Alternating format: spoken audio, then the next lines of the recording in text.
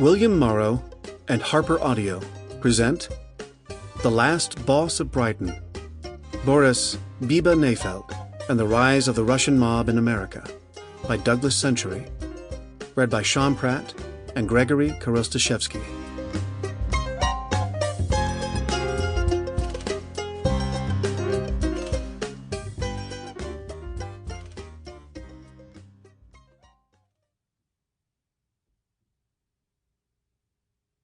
A note before we begin. To view maps and the book's glossary, be sure to download the accompanying enhancement PDF from your audiobook provider or go directly to www.harpercollins.com/pages/The Last Boss of Brighton. For Marcia and Lena. Power is given only to the one who dares to bend down and pick it up. There's only one thing that matters. Only one. To be able to dare. Raskolnikov, in Fyodor Dostoevsky's Crime and Punishment.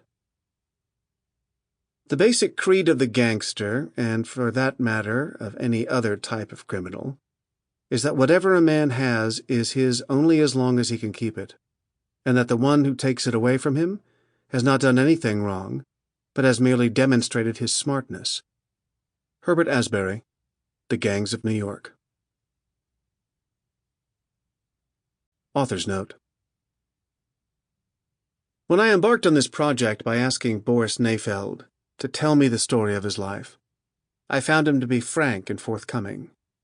He possesses a sharp memory for details and can vividly recreate conversations from decades past. I was also aware that he can, at times, have quite a selective memory as a storyteller. To that end, I've conducted numerous interviews with his family, his friends, other mobsters, and members of law enforcement. I've read hundreds of pages of court documents in order to verify or, in places, correct Boris's account. On occasion, I've noted my own opinion in the text. In general, though, I've allowed Boris to relay his version of events, trusting that readers will come to their own conclusions. Working with an experienced Russian language expert, himself a Soviet Jewish émigré, I've done considerable research into the nature of life for Jews in the Soviet Union and during the first wave of emigration to the West in the 1970s, in order to provide broader historic and cultural context to Boris Nayfeld's stories. Over the course of the past 4 years, I've interviewed Boris extensively in both English and with the assistance of my translator. Boris's English remains rudimentary, barely comprehensible to an outsider.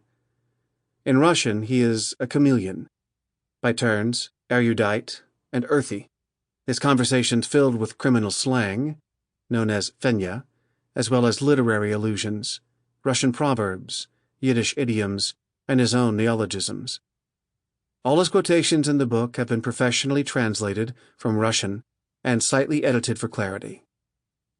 In places, when uniquely colorful and evocative, I've gone with the original Russian word or phrase in the text.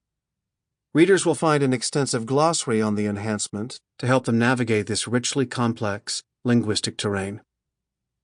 A note on the use of the word Russian to describe this era of Soviet émigré organized crime. The term is inexact, since many of the criminals described in this book hailed from Ukraine, Moldova, Georgia, Armenia, or, in Boris Nayfeld's case, the Byelorussian Republic of the USSR. Before its collapse in 1991, the Soviet Union was made up of 15 republics, with more than 100 ethnic groups and many distinct national languages. Russian was the official unifying language of the vast state.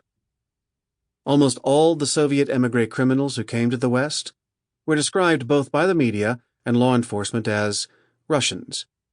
As used in this book, then, the term Russian mob, or Russian organized crime, referred to the fact that these émigrés were primarily Russian speakers, or identified most closely with Soviet Russian culture, regardless of their precise place of origin.